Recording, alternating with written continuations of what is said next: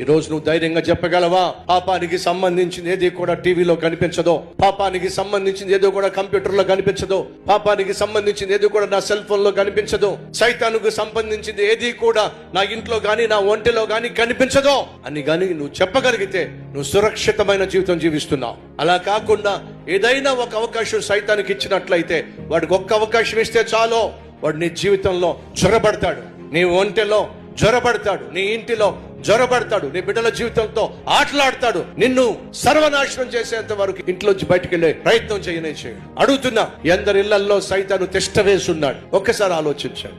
ఏ పాపాన్ని ఆధారం చేసుకుని సైతాను ఇంట్లోకి వచ్చాడు, నీ ఒంటిలోకి వచ్చాడో దాన్ని బయట పెట్టావు, అప్పుడే వాడు బయటికి వెళ్తాడు.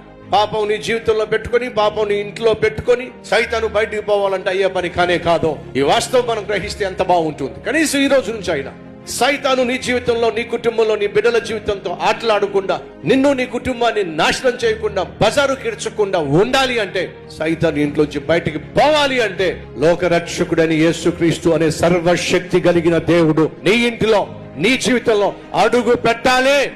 ఆయన లేకుండా నీ ఇంట్లో క్షేమం గాని, భద్రత గాని, నీ భవిష్యత్తు భరోసా గాని దొరకదు.